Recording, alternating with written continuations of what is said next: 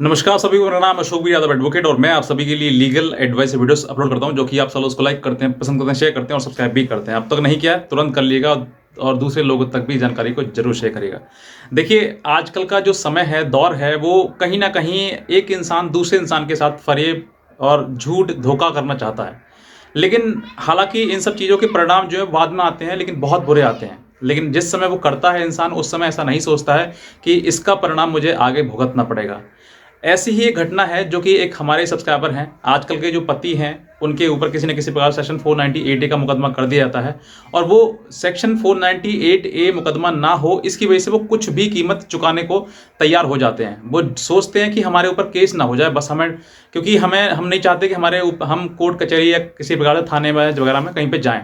तो वो ये सी चीज़ का मतलब सोचते हुए कि भाई हमारे ऊपर किसी चीज़ की कोई हमारे ऊपर रिपोर्ट ना हो जाए, इसका उनको डर बहुत लगता है। और इस चलते हुए एक पत्नी जो है वो किसी प्रकार से एक पति को डराती है, धमकाती है और वो परिवार जो है वो डर जाता है। तो ऐसी ही घटना एक हमारे सामने आई जो कि नागलोई की है, दिल्ली नागलोई। और यहाँ पर जो है जो पति पत्नी का जो शादी थी, वो सिर्फ मात्र 3 महीने चली और 3 महीने के बाद जो है वो इनको आपस में डिस्प्यूट हो गया। और डिस्प्यूट होने के बाद लड़की वालों ने जो किसी प्रकार से चाल बनाई कि भाई इनसे जो है हमने जो सामान दिया है, शादी का दिया है, वो इनसे किसी प्रकार से वापस लिया जाए और वो सूद समेत लिया जाए। तो इसके चलते हुए उन्होंने प्लान बनाया कि इन पे सेक्शन 498 की जो मतलब कराने के लिए कंप्लेंट है, वो कंप्लेंट दी जाए। तो इन्होंने पहले कंप्लेंट दी लड़की वालों ने, और कंप्लेंट देने के जैसे ही वो महिला थाने पहुंची तो इनको पतियों को और पति के परिवार वालों को बुला लिया गया। जैसे बुलाया गया तो उनके बाद उन दोनों का एक समझौता कराया गया। और समझौते में बात ये आई कि आप जो है इनको 3 लाख रुपए और जो अब तक मतलब इनको शादी में जो सामान वगैरह दिया था वो और ज्वेलरी सब कुछ आपको इनको लौटाना है। तो ये जो इनका सेटलमेंट था, इन्होंने आपस में मतलब मीडिएशन के दौरान जो है इन्होंने कहा ठीक है हम कर लेते हैं। ये जो मीडिएशन है, जो मतलब बातचीत है हमारी, किसी प्रकार जो समझौता है वो हम को मतलब बाहर कर लेते हैं, मतलब मीडिएशन से बाहर। उन्होंने कहा ठीक है। तो इन दोनों पति पक्ष ने, जो पति है और पत्नी है, दोनों का पक्ष जो मान गए। और मानने के दौरान जो है वो लड़के वाले ने भी कहा कि चलो ठीक है, बात समझौते में आ रही है और पीछा छूट रहा है और ये दहेज वगैरह केस की इन सब चीज़ों से इनसे भी पीछा छूट जाएगा, तो हम जो है वो इसका जो इसने बात कही गई है उसको हम मान लेते हैं। तो पति पक्ष ने, मतलब कहते हैं ना कि जो इंसान सही होता है और लड़ना झगड़ना नहीं चाहता है, तो वो कहीं ना कहीं ये सोचता है कि भाई इसका रास्ता यही है कि हम जो है समझौता कर लें, जब नहीं बन रही बात तो अलग हो जाएं। और अलग होने के दौरान जो है लड़की वाले और लड़के वाले दोनों ने मतलब एक एडवोकेट के द्वारा 100 रुपये के स्टाम्प पर जो भी सामान था उसने पूरा वीडियो बनाई और दिया। लड़की की माँ है उसमें और लड़की है। और उसके बाद जो है पूरे उसने लड़की की तरफ से लड़की की माँ गवाह और लड़के की तरफ से लड़के की माँ गवाह, दोनों मतलब गवाह हो गए उसमें। और 4 लोग मतलब उसमें साइन हो गए और अंगूठा स्टैम्प वीडियो सब बन गया। उसके बाद जो है ये बात जब पैसा सब आ गया, उसके बाद जो है ये बात पहुंची वहीं मीडिएशन द्वारा में, और मीडिएशन में ये बात कही गई कि भाई हमने जो है पैसा ले लिया है। ये बात सब कुछ वहाँ पर ले ली गई।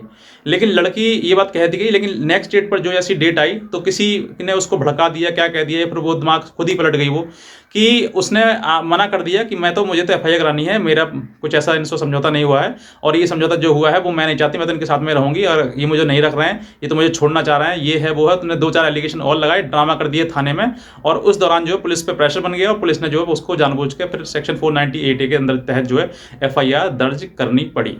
यानी कि क्या हुआ, जो पति एक 498 के केस से डर रहा था, तो वो अब जो है वो उसके ऊपर दर्ज हो गई एफआईआर। और दर्ज होने के बाद फिर वही तरीका कि भाई जमानत कराओ, बेल कराओ, इधर भागो उधर भागो, ये सारी चीज़ें फिर स्टार्ट हो गई।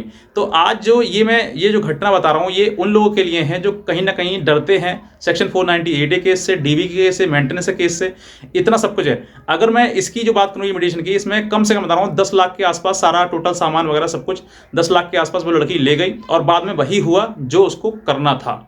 तो अगर आपके सामने ऐसी चीज़ें आ रही हैं कि आपका किसी प्रकार से सुलह समझौता हो रहा है और जो सामान आपने लिया वो उसको वापस देकर और पैसा देकर अगर आप इस चीज़ को समझा रहे हैं, सुलझा रहे हैं, तो सुलझा लीजिए, कोई दिक्कत नहीं है। लेकिन ये तभी सुलझाएं जब आपको पूरा विश्वास हो, वरना इसका दूसरा ऑप्शन जो है वो ये है कि आप जो बात कर रहे हैं, जो मतलब पैसा दे रहे हैं, समझौता कर रहे हैं, उसको आप सेक्शन 13B के तहत कोर्ट के द्वारा दें। मतलब ये, जैसे मैं कहता हूँ, आपने स्टाम्प ले लिया, ये बात अगर आप स्टाम्प की बात कोर्ट में दिखा देंगे, सब देखो स्टाम्प ले लिया, ये कर दिया, हमें लिखित में दिया है, तो कोर्ट में ये बात प्रूफ करते करते आपको कई साल बीत जाएंगे। तब तक आपको सेक्शन 498 केस हो जाएगा, आपको बिल करानी पड़ जाएगी, आपकी जितनी भी परेशानियां, वो सारी परेशानियां तब तक हो जाएंगी। तो ये बात अगर आप प्रूफ करेंगे, कहेंगे कि भाई हमने सारा सामान दे दिया, हमने कोई दहेज लिया ही नहीं, तो ये बात प्रूफ करते करते आपको काफ़ी साल बीत जाएंगे। तब तक आप आपकी उम्र बीत जाएगी, समय बीत जाएगा, पैसा लग जाएगा तब तक। तो ये आपको समझना है, अगर आप चाहते हैं कि सेटलमेंट करना है, पत्नी से करना है, और यही है रास्ता है जिससे वजह से आप समझौता कर सकते हैं, तो आपको कोर्ट के द्वारा करना चाहिए। और सेक्शन 13B का जो है वो केस, मतलब यानी कि डाइवोर्स, जो म्यूचुअली आप डाइवोर्स ले रहे हैं, उसमें आप पहले केस फाइल करें। केस फाइल के दौरान जो बात कही है उस केस में ही आप खुलवाएं बात, कि हमें इतना सामान था, हमारा इतना सामान वापस दे रहे हैं, या इतनी रकम साथ में दे रहे हैं। फर्स्ट मोशन में इतनी रकम दी जाएगी, सेकंड मोशन में इतनी रकम दी जाएगी। तो दोनों मोशन के दौरान जो है आपको कितनी रकम देनी है, पूरी आपको वो प्रक्रिया पूरी लिखवानी है। आपको किस अकाउंट में जाएगा वो भी लिखवाना है, चेक द्वारा दे रहे हैं, अकाउंट में दे रहे हैं, वो भी आप प्रोसेस उसमें खुलवाएं, पूरी मतलब ड्राफ्टिंग में डलवाएं। तो ये सब चीज़ें आप बताएंगे, तभी आपके साथ धोखाधड़ी नहीं हो सकती है, वरना आप किसी भी धोखाधड़ी का शिकार हो सकते हैं। और आज के टाइम में ये एक एक्सटॉर्शन टाइप बन गया है कि मतलब कि महिला शादी करें किसी प्रकार से। मैं सभी के लिए नहीं कहता हूँ ये बात, कुछ महिलाएं हैं जिनकी वजह से ये चीज़ें बिगड़ रही हैं। कहते हैं ना, एक मछली पूरे तालाब को गंदा कर देती है, उसी की तरह हो रहा है कि कुछ लोगों की वजह से जो है वो विश्वासघात हो रहा है।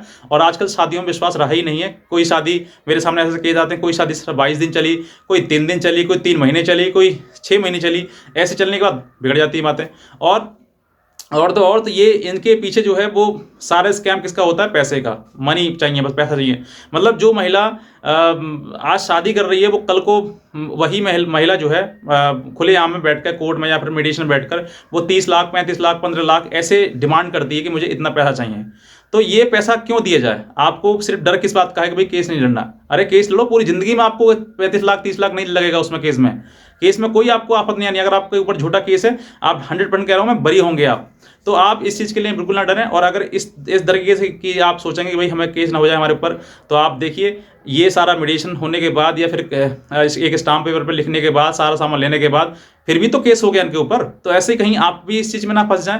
अपने आप को बचाएं, सुरक्षित रखें और जानकार रखें। इसलिए मैं कहता हूं इस चैनल को तुरंत सब्सक्राइब करिएगा, दूसरे लोगों तक भी शेयर जरूर करें, ताकि ऐसी जानकारी और भी पति जो है वो पा सकें और किसी प्रकार से वो धोखे के शिकार ना हो पाए। क्योंकि आजकल धोखा बहुत चल रहा है।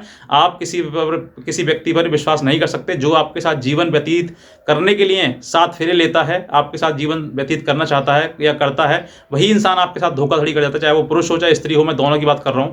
तो धोखे से बचिएगा। और ऐसे जो लोग आपको लग रहा है कि धोखेबाज हैं, उनके साथ ऐसा समझौता करिए ही मत। सीधे कोर्ट में करिएगा और कोर्ट में ही जो बात है वो कहिएगा, पैसा रखिएगा सामने और सारी चीज़ लिखित में ऑन रिकॉर्ड, तभी आपकी बात सुनी जाएगी। वरना हर बात जो है वो बाद में फॉल्स हो जाएगी। वो कहेंगे साहब मुझे डरा लिया, धमका लिया, मुझे ऐसा कर लिया, वैसा कर लिया। तो ऐसी चीज़ें आपको सामने आ जाती हैं। इसीलिए मैं कहता हूँ आप जागरूक रहिए, सुरक्षित रहिए, चैनल को जरूर सब्सक्राइब करिए और दूसरे लोगों तक भी जानकारी को जरूर शेयर करिए। आज का वीडियो देखना आपसे बहुत धन्यवाद।